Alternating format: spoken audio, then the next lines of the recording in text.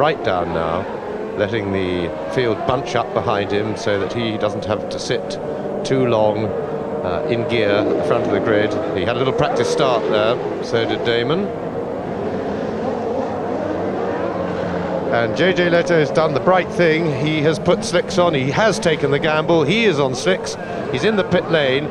He can afford to drop back for a couple of laps because he'll be last anyway while he finds out the conditions, and I think JJ Leto could have a very good race from there. So do I. It's one of my dark horses for victory, and what an incredibly popular and innovative victory it would be, as you see Michele Alboreto rounding the left-hander at Goddard. When you see, there's the man with the green flag. When you see the red, it will be from 4 to 7 seconds before the green, and the start of the 76th lap.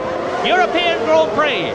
Prost gets away well, so does Hill, so does Schumacher, and Wendlinger is coming up well. Senna is crowded out and is down to 5th position, and Wendlinger is up into 3rd place ahead of Schumacher. Brilliant start by the Austrian driver in the black Sauber. Prost leads, Hill 2nd, Wendlinger is 3rd, and Ayrton Senna is up to 4th position ahead of Schumacher and challenging Wendlinger as they go round the right-hander into the old hairpin. Senna is up to 3rd.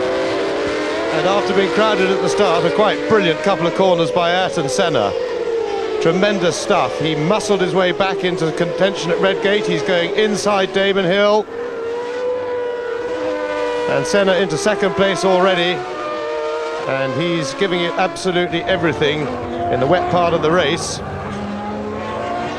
So now, as before, the two great rivals, and that's Andretti. He's done it again on the very first lap. Mario Andretti is out, as he was in Brazil, as he almost was in South Africa. 3 Grand Prix, and he has only done 3 full laps. And so out is Wendlinger. So 2 retirements already. Michael Andretti and Carl Wendlinger, and Senna goes through into the lead. He's passed Alain Prost, so the McLaren leads. Prost 2nd, Hill is 3rd. A tremendous gap between the 3rd and 4th cars. Yes, and that must be caused by the Andretti and Wendlinger incident. We would assume that they may have had a coming together. We'll try and find out. Senna going away, but I expect that Damon Hill will be looking for a way past his team leader Alain Prost, who doesn't like the wet and won't be in a hurry. Senna, you see, on opposite block there out of Redgate, sliding his car. And Senna took to the wetter part of the track to get past people going down this hill here on the first lap to the old hairpin. But with the circuit drying out, Senna needs to get a really big lead if he can, because the Williams is infinitely superior. And above all, Senna wants to have enough lead that he can get his tyres changed and still be in the lead when it all settles, because then he'll feel that he may be able to hold off the Williamses because overtaking is so difficult.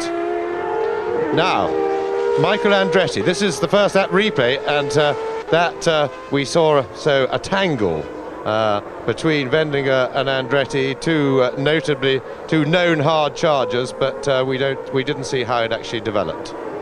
That's 2nd and 3rd. And what we haven't had a chance to tell you, that is in an astounding 4th position as Rubens Barrichello, the Brazilian driver in the Jordan, and Hill goes round in 2nd position, and Barrichello is up into 3rd place. This is astounding. 4th position, I'm sorry, I'd missed Ayrton Senna. So Senna leads, Prost 2nd, Hill is in 3rd place, Barrichello is in 4th position, Alesi in the Ferrari is 5th, Schumacher is in 6th position, and there goes Prost with Damon Hill tucked up behind him.